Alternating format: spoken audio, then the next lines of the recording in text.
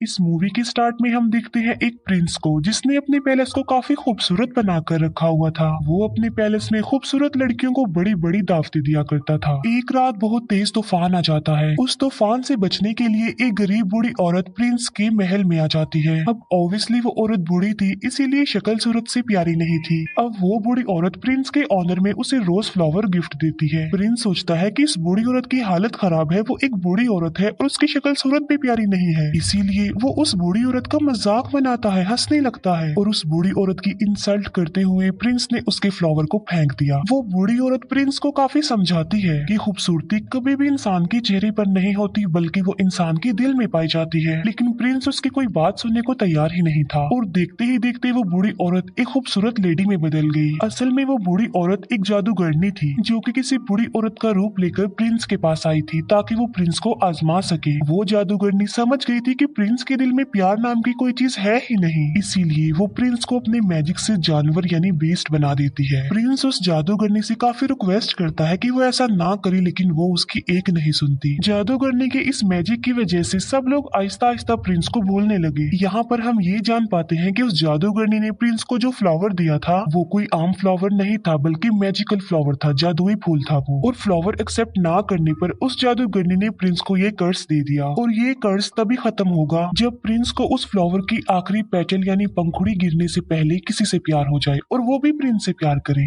लेकिन आखिरी पंखुड़ी गिरने से पहले अगर प्रिंस से किसी ने प्यार ना किया तो प्रिंस कभी भी इंसान नहीं बन सकेगा दोबारा, बल्कि बीस्ट ही रहेगा वो हमेशा। काफी साल गुजर जाते हैं लेकिन उस पैलेस में कोई भी नहीं आता। फिर हमें पैलेस के करीबी एक गाँव में एक लड़की दिखाई जाती है जिसका नाम होता है बेल। बेल को किताबें पढ़ने, स्टोरीज पढ़ने का काफी शौक था। बेल के फादर एक डिजाइनर होते हैं। उसी गांव में एक और लड़का भी रहता है जिसका नाम होता है गैस्टोन। गैस्टोन जो कि बेल से शादी करना चाहता था, लेकिन बेल उससे शादी करना नहीं चाहती थी क्योंकि वो एक प्राउड इंसान था। गैस्टोन बेल से शादी करने के लिए उसे अपना बनाने के लिए काफी स्ट्रगल भी किया करता था, लेकिन उसकी कोशिशें नाकाम ही रहती हैं। एक दिन बेल के फादर को कहीं पर जाना था। जिस रास्ते से उन्होंने जाना था वो एक जंगल था। बेल के फादर देखते हैं कि उनके रास्ते में तो आग लगी हुई है, लेकिन वहाँ पर एक और रास्ता भी था जहाँ पर वो मुड़ जाते हैं। बेल के फादर अपने घोड़े पर सवार होते हैं, लेकिन तभी उन्हें जंगल से भेड़ियों की आवाज सुनाई देती है और फिर वही भेड़िए उनका पीछा करने लगते हैं। बेल के फादर अपनी जान बचाने के लिए वहाँ से भागते हैं और भागते भागते वो आ जाते हैं बीस्ट के पैलेस के पास। बेल के फादर जब अंदर जाते हैं तब उन्हें वहाँ पर कोई भी दिखाई नहीं देता। हालांकि ऐसा लग रहा था कि पैलेस में कोई रहता है। कैंडल्स भी जल रही थी और टेबल पर खाना भी पड़ा हुआ था। इतना अच्छा खाना देखकर बेल के फादर खाना खाने लगते हैं, लेकिन हम फिर बहुत हैरान कर देने वाली चीज देखते हैं। वहाँ पर जो कप पड़ा होता है वो बेल के फादर से बातें करने लगता है। बेल के फादर समझते हैं कि ये कोई सॉल है जो उन्हें डराने की कोशिश कर रही है, इसीलिए बेल के फादर उसे कहते हैं कि मैं तुमसे नहीं डरता। ये कहकर बेल के फादर वहाँ से भाग जाते हैं। अब यहाँ पर सवाल ये उठता है कि वो कप कैसे बोल पाया। असल में बात ये है कि वहाँ पर यानी पैलेस में जितनी भी चीजें पड़ी हुई थी वो पहले इंसान हुआ करते थे, लेकिन जादूगरनी की कर्ज की वजह से वो सब चीजों में बदल गए। बेल के फादर भागते हुए गार्डन में आ जाते हैं। वो देखते हैं कि वहाँ पर बहुत प्यारे प्यारे फ्लावर लगे हुए हैं। बेल के फादर सोचते हैं कि मेरी बेटी बेल ने अपने लिए फ्लावर मंगवाया था, इसीलिए वहाँ से वो एक फूल तोड़ लेते हैं और तभी वहाँ पर बीस्ट आ जाता है। फ्लावर चोरी करने की पनिशमेंट देने के लिए बीस्ट उन्हें प्रिजनर बना लेता है, लेकिन बेल के फादर का घोड़ा वहाँ से भाग जाता है और वो सीधा अपने घर आता है बेल के पास। बेल जब देखती है कि घोड़ा अकेला आया है, उसके फादर नहीं आए, तो वो फौरन समझ जाती है कि उसके फादर किसी मुसीबत में फंस गए हैं। इसीलिए बेल अपने फादर को ढूंढने के लिए उस घोड़े पर बैठ जाती है। वो घोड़ा बेल को ले आता है पैलेस में और पैलेस में ही बेल के फादर को प्रिजनर बनाकर रखा हुआ था। बेल जब पैलेस के अंदर जाती है तब उसे वहाँ पर कोई भी दिखाई नहीं देता। बेल वहाँ पर काफी आवाजें भी लगाती है, लेकिन उसे आगे से कोई भी रिस्पॉन्स नहीं मिलती, लेकिन उसे वहाँ पर कोई भी नजर नहीं आ रहा था। बेल उस जगह पर पहुंच जाती है जहाँ पर उसके फादर को कैद करके रखा गया था, प्रिजनर बनाकर। बेल के फादर उसे बताते हैं कि ये सारा महल जिंदा है, इसीलिए जितना जल्दी हो सके तुम यहाँ से भाग जाओ। कहीं ऐसा ना हो कि वो तुम्हें देख ले। मैंने तुम्हारे लिए फ्लावर तोड़ा था और उसने मुझे पनिशमेंट देने के लिए यहाँ पर कैद कर दिया। लेकिन बेल के वहाँ से निकलने से पहले ही बीस्ट वहाँ पर आ जाता है। बेल उसे देखकर काफी डर जाती है, घबरा जाती है, क्योंकि जाहिर सी बात है वो बीस्ट था तो काफी खतरनाक लग रहा था और काफी डरावना भी। लेकिन बेल बीस्ट को ये बात शो होने नहीं देती कि वो उसे डर रही है। बेल कहती है कि मैं अपने फादर से मिलना चाहती हूँ, लेकिन बीस्ट ऐसा नहीं चाहता था कि वो अपने फादर से मिले। बेल बीस्ट को कहती है कि तुम कितने जालिम इंसान हो, एक छोटी सी गलती के लिए तुम इतनी बड़ी सजा दे रहे हो। उन्होंने सिर्फ एक फ्लावर ही तो तोड़ा है और ऐसा करने के लिए मैंने ही उन्हें कहा था, इसीलिए मैं हर सूरत अपने फादर से मिलूंगी। बीस्ट उसे बताता है कि अगर ये दरवाजा एक बार खुल गया और उसके बाद बंद हो गया तो ये दोबारा कभी भी नहीं खुल पाएगा। ये कहते ही बीस्ट डोर को ओपन कर देता है। बेल अंदर जाती है और अपने फादर से मिलती है, लेकिन वो अपने फादर को बाहर की तरफ पुश कर देती है और इसके बाद दरवाजा बंद कर देती है। अब बीस्ट के अकॉर्डिंग वो दरवाजा दोबारा नहीं खुल पाएगा, इसीलिए वो बेल की फादर को अंदर नहीं डाल सकता। बेल की फादर की जगह पर अब खुद बेल वहाँ पर कैद हो गई थी। इसके बाद बीस्ट बेल के फादर को वहाँ से ले जाकर आजाद कर देता है, उसे छोड़ देता है। अब बेल वहाँ पर कैद हो जाती है, लेकिन जब बीस्ट वहाँ पर नहीं होता तब एक घड़ी और एक कैंडल स्टैंड बेल के पास आते हैं। ये चीजें इंसान थी, लेकिन कर्ज की वजह से घड़ी और कैंडल स्टैंड में चेंज हो गई है। लेकिन ये इंसानों की तरह ही सब कुछ कर सकते हैं, सुन सकते हैं, बोल सकते हैं, चल भी सकते हैं। वो दरवाजा खोल देते हैं और बेल को कहते हैं कि तुम हमारे साथ साथ आओ। वो बेल को कहते हैं कि हम तुम्हें रहने के लिए एक अलग रूम देंगे, क्योंकि वो समझ गए थे कि बेल ही वो लड़की हो सकती है जो उन्हें इस कर्ज से आजाद करवाएगी। वो बेल को रहने के लिए एक रूम देते हैं। जब इस बात का बीस्ट को पता चलता है तो उसे काफी गुस्सा आता है, इसीलिए वो घड़ी और कैंडल स्टैंड को डांटता है और उन पर गुस्सा करता है, जिस पर वो दोनों कहते हैं कि शायद ये ही वो लड़की है जो हमें इस कर्ज से आजाद करवाएगी। तुम्हें उसके करीब जाना चाहिए, उसे इम्प्रेस करना चाहिए और उसे प्यार भी करना चाहिए। वो बीस्ट को मशवरा देते हैं कि तुम बेल के पास जाओ और उसे अपने साथ खाने के लिए इनवाइट करो। ये बात सुनकर बीस्ट को उन पर गुस्सा आता है। वो उनसे कहता है कि क्या तुम पागल हो गए हो कि मैं एक चोर की बेटी को खाने के लिए इनवाइट करूं, उसके साथ खाना खाऊं? ऐसा कभी भी पॉसिबल नहीं हो सकता। लेकिन जब उसके सारे लोग उसे काफी इंसिस्ट करते हैं तो वो इस बात के लिए मान जाता है, क्योंकि उन सबके कर्ज होने की रीजन कोई और नहीं बल्कि बीस्ट है। बीस्ट बेल के पास जाता है। वो बेल को कहता है कि तुम मेरे साथ खाना खाओगी, लेकिन इसे तुम कोई रिक्वेस्ट मत समझना। बेल उसे कहती है कि तुम क्या पागल हो? पहले तुमने मेरे फादर को प्रिजनर बनाया, फिर मुझे कैद कर लिया और अब मेरे साथ खाना खाना चाहते हो? बीस्ट दरवाजे को जोर जोर से पीटता है और कहता है कि जो भी हो जाए तुम तो मेरे साथ खाना खाओगी। बेल कहती है कि चाहे मैं भूखी मर जाऊं, लेकिन मैं तुम्हारे साथ खाना नहीं खाऊंगी। जिस पर बीस्ट कहता है कि चलो ठीक है, मैं तुम्हारी ये ख्वाहिश भी पूरी कर देता हूँ, तुम्हें भूखा ही मारूंगा। अब तुम्हें कोई भी खाना नहीं देगा और तुम भूखी ही मरोगी। बेल फिर भी दरवाजा नहीं खोलती और वो वहाँ से चला जाता है। जिस अंदाज से बेल ने बीस्ट को जवाब दिया था, उसे देखकर वहाँ सभी कर्ज चीजें लाइक कैंडल स्टैंड, घड़ी, पिच, कप, उन सबको ये कंफर्म हो जाता है कि बेल ही वो लड़की है जो उन्हें कर्ज से निजात दिलाएगी। फिर हम देखते हैं बीस्ट को जो कि उसी रोज फ्लावर के पास जाता है। बीस्ट देखता है कि उस फ्लावर की बहुत सारी पंखुड़ियां गिरकर टूट गई हैं। ये वही रोज फ्लावर था जिसकी खत्म होने के बाद बीस्ट हमेशा के लिए जानवर ही रहेगा और पैलेस की जितनी भी कर्ज चीजें हैं वो सारी ऐसे ही रहेंगी,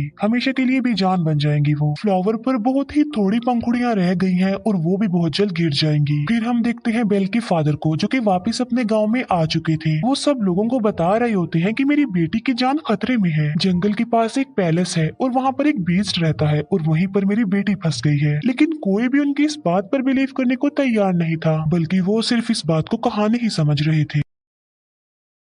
लेकिन गैस्टोन जो कि बेल से शादी करना चाहता था, वो बेल के फादर को इम्प्रेस करने के लिए कहता है कि मैं तुम्हारी बात पर यकीन करता हूँ, मैं तुम्हारे साथ जाऊंगा तुम्हारी बेटी को बचा लाने के लिए। तब गैस्टोन और उसका एक साथी बेल के फादर के लिए जंगल के रास्ते निकल पड़ते हैं। जिस रास्ते पर बेल के फादर गए थे वो रास्ता इन्हें कहीं पर मिलता ही नहीं है। गैस्टोन को इस बात पर काफी गुस्सा आता है। वो बेल के फादर को कहता है कि तुम्हारा दिमाग खराब हो गया है, कोई बीस्ट नहीं होता। गैस्टोन बेल के फादर को ये भी कह देता है कि मैं तुम्हारी बेटी से प्यार करता हूँ और मैं उससे शादी करूंगा। जिस पर बेल के फादर कहते हैं कि तुम्हारी ये ख्वाहिश कभी भी पूरी नहीं हो सकती। इस बात पर गैस्टोन को काफी गुस्सा आता है। वो बेल के फादर के हाथ पांव बांध देता है और उन्हें एक ट्री के नीचे मरने के लिए छोड़कर वहां से चला जाता है, क्योंकि वो भेड़ियों का इलाका था और भेड़िए उन्हें मारकर खा लेंगे। फिर हम एक लेडी को देखते हैं जिसे उसके गाँव से निकाल दिया गया था और उसका नाम था अगथा। एगथा बेल के फादर की जान बचा लेती है और उन्हें आजाद कर देती है। पैलेस में हम बेल को देखते हैं जो कि उसी रोज फ्लावर के पास आ जाती है। बेल उस फ्लावर को भी टच करने ही वाली होती है कि वहाँ पर आ जाता है बीस्ट। बीस्ट उसे कहता है कि तुम्हें अंदाजा नहीं कि तुम अभी क्या करने वाली थी, अभी हम सब के सब मारे जाते। बीस्ट गुस्से में आकर बेल से कहता है कि चली जाओ यहाँ से। तब बेल रोते हुए वहाँ से भागकर चली जाती है। घोड़े पर बैठकर जब बेल जंगल पार कर रही होती है तब वहाँ पर बहुत सारे भेड़िए आकर बेल को चारों तरफ से घेर लेते हैं। लेकिन इससे पहले कि वो भेड़िए बेल को कोई नुकसान पहुंचाते वहाँ पर बीस्ट आ जाता है। वो उन भेड़ियों का काफी मुकाबला करता है, उन्हें काफी मारता है। बीस्ट उन सब भेड़ियों को वहाँ से उसे मार भगाता है, लेकिन इस लड़ाई के दौरान वो खुद भी इंजर्ड हो जाता है। बेल अभी घोड़े पर बैठकर वहां से जाने ही वाली होती है तो वो देखती है कि बीस्ट जमीन पर गिर गया है, क्योंकि वो काफी इंजर्ड है, उसकी हालत काफी खराब हो गई है। अब क्योंकि बीस्ट ने बेल की जान बचाई थी, उसे नई जिंदगी दी थी, इसीलिए बेल वहां से जाने की बजाय उसके पास आ जाती है। बेल उससे कहती है कि मैं तुम्हें उठा नहीं सकती, इसीलिए तुम्हें हिम्मत करके खुद ही उठना होगा। बड़ी मुश्किल से हिम्मत करते हुए बीस्ट खड़ा हो जाता है। बेल उसे अपने साथ घोड़े पर बिठाकर पैलेस में वापस ले आती है। बेल एक बार फिर से वापस उसी पैलेस में आ गई थी। पैलेस की सारी कर्स चीजें बेल को देखकर काफी खुश हो जाती हैं, क्योंकि वो चाहते थे कि बेल यही रहे इसी पैलेस में। बेल और बीस्ट को एक दूसरे से प्यार हो जाए, जिसकी वजह से कर्स खत्म हो जाए और सब कुछ नॉर्मल हो जाए। वो चीजें बेल को सारी स्टोरी नहीं बताती, ना ये बताते हैं कि वो इस कर्स से कैसे आजाद होंगी, बल्कि सिर्फ ये बताते हैं कि जब उस फ्लावर की आखिरी पंखुड़ी गिर जाएगी, हम सब ऐसे ही रह जाएंगे और बीस्ट भी हमेशा के लिए बीस्ट ही रह जाएगा। बेल बीस्ट को बैंडेज लगाती है। बेल जब बीस्ट के पास होती है तो वो एक शेर पढ़ती है, क्योंकि बेल का इंटरेस्ट बुक में, स्टोरी में और पोएट्री में बहुत ज्यादा था, लेकिन उस शेर को बीस्ट कंप्लीट करता है। ये बात बेल को काफी हैरान कर देती है। बेल उससे पूछती है कि क्या तुम भी पोएट्री पढ़ते रहते हो? बीस्ट कहता है कि मैं लव स्टोरी, प्यार, मोहब्बत, इनकी पोएट्री नहीं पढ़ता, बल्कि मैंने बहुत ज्यादा बुक्स पढ़ी हुई हैं, बहुत ज्यादा पोएट्री के बारे में जानता हूँ। इस पर बेल कहती है कि मुझे तो प्यार मोहब्बत की बातें, प्यार मोहब्बत की कहानियां बहुत पसंद है। जिस पर बीस्ट कहता है कि तुम्हारी शक्ल देखकर ऐसा लगता है कि तुम्हें प्यार मोहब्बत में बहुत इंटरेस्ट है, अगर तुम कुछ पढ़ना ही चाहती हो तो कुछ अच्छा पढ़ो। फिर बीस्ट बेल को अपने साथ अपनी लाइब्रेरी में लेकर जाता है, जो कि काफी बड़ी थी। वहाँ पर बहुत ज्यादा बुक्स थी।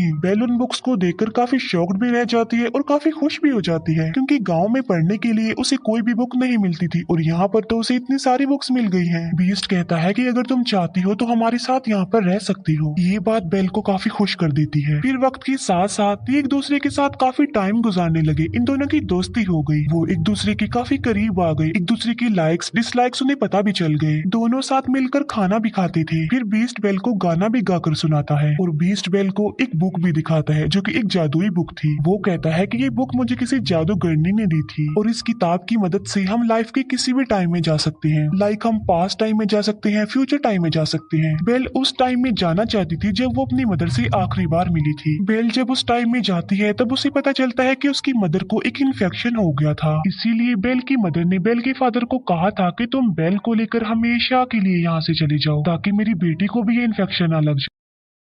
ये जानने के बाद बेल काफी दुखी हो जाती है, क्योंकि बेल ये बात नहीं जानती थी। फिर ये प्रेजेंट टाइम में वापस आ जाते हैं। कैंडल स्टैंड बीस्ट को कहता है कि तुम्हें बेल से अपने प्यार का इजहार कर देना चाहिए। बीस्ट कहता है कि वो कभी भी मुझसे प्यार नहीं करेगी, लेकिन कैंडल स्टैंड बीस्ट को काफी मनाने की कोशिश करता है और बीस्ट के सारे साथी यानी वो सारी चीजें बीस्ट को इस बात के लिए एग्री कर लेती है। वो पहले बीस्ट को तैयार करती है और बाद में वो बेल को भी तैयार कर देती है। बेल को डांस करना काफी पसंद था, इसीलिए वो दोनों डांस करने वाली होती है। हम देखते हैं कि बेल के फादर वापस अपने गांव में आ गए हैं। वो सबको बताते हैं कि गैस्टोन ने उन्हें जंगल में बांधकर छोड़ दिया था ताकि भेड़िए आकर उन्हें खा लें। वहीं बेल के फादर के साथ अगथा भी होती है, लेकिन गैस्टोन इस बात पर एग्री नहीं करता, बल्कि वो मुकर जाता है। वो कहता है कि ये झूठ बोल रहा है, इसके ऊपर शैतान आ गया है और ये पागल हो गया है। साथ साथ वो कहता है कि अगथा की गवाही कोई इम्पोर्टेंस नहीं रखती, क्योंकि ये तो पहले ही गाँव से निकली हुई है। यहाँ पर गैस्टोन का साथी भी झूठ बोल देता है। वो कहता है कि गैस्टोन जो भी कह रहा है बिल्कुल ठीक कह रहा है। इसीलिए सब गांव वाले गैस्टोन की बातों पर बिलीव कर लेते हैं और सब लोग ये समझने लगते हैं कि बेल के फादर का मेंटल बैलेंस खराब हो गया है। साथ साथ उनके ऊपर कोई शैतानी साया भी है, इसी वजह से वो बेल के फादर को पकड़ लेते हैं। फिर हम देखते हैं पैलेस में, जहाँ पर बीस्ट और बेल डांस कर रहे थे और वो डांस को काफी इंजॉय कर रहे थे। उन्हें काफी अच्छा फील हो रहा था। बीस्ट बेल को कहता है कि मैं इन फीलिंग्स को काफी अच्छा फील कर रहा हूँ, मैं तो इन्हें जैसे भूल ही गया था। बेल कहती है कि मुझे मेरे फादर ने डांस करना सिखाया। बीस्ट उससे पूछता है कि क्या तुम अपने फादर को मिस करती हो? जिस पर बेल कहती है जी हाँ, मैं अपने फादर को बहुत मिस करती हूँ। बीस्ट के पास एक जादुई मिरर होता है, जिसकी मदद से वो हर उस पर्सन को देख सकते हैं जिन्हें वो देखना चाहते हैं, और उस मिरर में वो बेल को उसके फादर को दिखाता है। बेल देखती है कि गांव वालों ने उसके फादर को प्रिजनर बनाया हुआ है, बांधा हुआ है। ये देखकर बेल काफी अपसेट हो जाती है, जिस पर बीस्ट कहता है कि तुम्हारे फादर को तुम्हारी जरूरत है, तुम्हें उनके पास जाना चाहिए। साथ साथ बीस्ट बेल को वो जादुई मिरर भी दे देता है और कहता है जब कभी तुम्हें मेरी याद आए तो मेरी इस बदसूरत शक्ल को इस मिरर में देख लेना। इसके बाद बेल अपने फादर को बचाने के लिए वहाँ से निकल जाती है और अब बीस्ट पैलेस में अकेला रह गया था। बीस्ट बेल को काफी मिस कर रहा था क्योंकि उसे बेल से प्यार हो गया था, लेकिन अब तो वो उससे काफी दूर जा चुकी थी। अब क्योंकि बेल चली गई थी तो उनका कर्ज ऐसा ही रहेगा और वो हमेशा ऐसे ही बने रहेंगे। इस बात को लेकर बीस्ट और उसके बाकी साथी काफी अपसेट हो जाते हैं। बेल अपने गाँव में पहुंच जाती है और वो देखती है कि उसके फादर को सब लोगों ने प्रिजनर बनाया हुआ है। बेल सबको बताती है कि मेरे फादर जो कह रहे थे वो बिल्कुल सच था। जंगल में एक पैलेस है और वहाँ पर एक बीस्ट रहता है, एक जानवर है वहाँ पर। लेकिन गाँव वाले बेल की बातों पर भी यकीन नहीं कर रहे थे। तब वो उस जादुई मिरर में सब लोगों को बीस्ट दिखाती है। बीस्ट को उस मिरर में देखकर सब लोग काफी हैरान रह जाते हैं। बेल उन सबसे कहती है कि वो खतरनाक नहीं है, तुम्हें डरने की कोई जरूरत नहीं है, बल्कि वो दिल का बहुत ज्यादा अच्छा है और वो किसी का नुकसान नहीं चाहता और ना ही वो कभी किसी को नुकसान पहुंचाता है। गैस्टोन को ये बातें सुनकर रियलाइज हो जाता है कि बेल अब उस बीस्ट को प्यार करने लगी है। इसी वजह से गैस्टोन जेलस हो जाता है, इसीलिए वो सबको भड़काने की कोशिश करता है कि उस बीस्ट ने बेल पर ब्लैक मैजिक कर दिया है, तभी तो ये ऐसा बोल रही है। वो कहता है कि बेल को भी इसके फादर के साथ ही प्रिजनर बना दो। बाद में वो सब गांव वालों को उकसाता है कि हमें मिलकर उस पैलेस में जाना चाहिए और उस बीस्ट को जान से मार डालना चाहिए, वरना वो इस गांव में आ जाएगा और हम सबको मार डालेगा, हमारे पूरे गांव को खत्म कर देगा। वो गांव वाले उसकी बातों में आ जाते हैं और पूरा गांव पैलेस की तरफ चल पड़ता है। जब गांव वाले बीस्ट को मारने के लिए पैलेस में आते हैं तब बीस्ट के सारे साथी यानी वो चीजें उन लोगों पर अटैक कर देती हैं। गांव वालों को कुछ भी समझ नहीं आती कि ये क्या हो रहा है, क्योंकि वो कोई इंसान तो नहीं थे बल्कि बेजान चीजें थी। फिर हम देखते हैं गैस्टोन को जो बीस्ट के पास पहुंच चुका था, लेकिन बीस्ट काफी उदास होता है क्योंकि बेल की जाने के बाद उसे कुछ भी अच्छा फील नहीं हो रहा था। वो बेल को काफी मिस कर रहा था। गैस्टोन बीस्ट को कहता है तुम क्या समझते हो कि बेल तुमसे प्यार करती है, बल्कि तुम्हें मारने के लिए उसने हम सब गांव वालों को भेजा है। ये कहते ही वो बीस्ट पर गोली चला देता है और बीस्ट जाकर नीचे गिरता है, लेकिन नीचे गिरने से पहले बीस्ट टेरिस के एक टॉप को पकड़ लेता है। लेकिन इससे पहले कि गैस्टोन दूसरी गोली चलाता बेल वहाँ पर आ जाती है। गैस्टोन को रोकने के लिए बेल उसका हाथ पकड़ लेती है। इस फाइट में गैस्टोन भी जाकर नीचे गिर जाता है। गैस्टोन की गन भी उसके हाथ से गिर जाती है। बीस्ट ऊपर आने की कोशिश करता है, तभी बेल उसे आवाज देती है। वो बीस्ट को बताती है कि मैंने गांव वालों को रोकने की बहुत कोशिश की थी, लेकिन वो नहीं रुके। बेल को वहां देखने के बाद बीस्ट के अंदर एक हिम्मत पैदा हो जाती है और अब वो गैस्टोन का मुकाबला करना चाहता था और अब वो पहुंच जाता है गैस्टोन के पास। वो गैस्टोन को गर्दन से पकड़ लेता है और उसे हवा में कर देता है और बीस्ट गैस्टोन को काफी ऊंची दीवार से फेंकने ही वाला होता है, जिस पर गैस्टोन बीस्ट से काफी रिक्वेस्ट करता है कि प्लीज मुझे मत फेंको, प्लीज बीस्ट मुझे छोड़ दो। बीस्ट उससे कहता है कि मैं बीस्ट नहीं हूँ। ये कहते ही बीस्ट गैस्टोन की जान छोड़ देता है और उसे कहता है चले जाओ यहाँ से। गैस्टोन वहाँ से चला जाता है और बीस्ट आ जाता है बेल के पास। मौके का फायदा उठाकर गैस्टोन अब पीछे की तरफ से बीस्ट पर गोलियां चलाता है, जिसकी वजह से बीस्ट नीचे गिर जाता है। लेकिन गैस्टोन जिस जगह पर खड़ा हुआ था वो जगह टूट जाती है और गैस्टोन भी जाकर नीचे गिरता है। इतनी ऊंचाई से गिरने की वजह से गैस्टोन मर जाता है। बीस्ट की हालत काफी खराब हो जाती है क्योंकि वो काफी इंजर्ड था और अपने आखिरी सांस गिन रहा था। बेल बीस्ट को कहती है कि अब के बाद मैं तुम्हें कभी भी छोड़ के नहीं जाऊंगी, जिस पर बीस्ट कहता है लेकिन अब मेरी तो जाने का वक्त हो गया है, जिस पर बेल कहती है कि तुम्हें कुछ नहीं होगा, सब कुछ नॉर्मल हो जाएगा। और हम देखते हैं कि उस फ्लावर की आखिरी पंखुड़ी भी गिर जाती है। जैसे ही वो पंखुड़ी गिरती है बीस्ट बिल्कुल खामोश हो जाता है और वहाँ पर बीस्ट के जितने भी साथी थे यानी वो चीजें थी वो भी एकदम से बेजान हो जाती हैं। बीस्ट को मरता हुआ देखकर बेल को काफी दुख होता है और उसकी आंख में आंसू होते हैं। यहाँ पर बेल भी अपने प्यार का इजहार कर देती है। वो बीस्ट को कहती है मैं तुमसे बहुत प्यार करती हूँ और वो बीस्ट के करीब भी आती है। तभी वहाँ पर एगथा भी आ जाती है। एगथा जिसे गांव के लोगों ने निकाल दिया था। असल में बात ये नहीं थी, बल्कि वो जादूगरनी कोई और नहीं बल्कि एगथा थी। वो देखती है कि बीस्ट को किसी से प्यार हो गया है और वो लड़की भी अब बीस्ट से प्यार करती है, यानी अब वो कर्ज खत्म हो गया है। और देखते ही देखते बीस्ट के चारों तरफ रोशनी ही रोशनी चमक उठती है और बीस्ट अब एक खूबसूरत प्रिंस में चेंज हो जाता है। ये देखकर बेल काफी खुश हो जाती है। वो दोनों एक दूसरे को देखकर काफी खुश होते हैं, एक दूसरे के पास आते हैं और एक दूसरे को गले से लगा लेते हैं। और पैलेस की जितनी भी कर्ज चीजें थी अब वो इंसान बन गई थी, यानी अपने असली रूप में आ चुकी थी। सब लोग काफी खुश हो जाते हैं। बेल और बीस्ट पैलेस में सब लोगों के बीच में डांस कर रहे होते हैं और इसी के साथ ही इस मूवी की हैप्पी एंडिंग हो जाती है।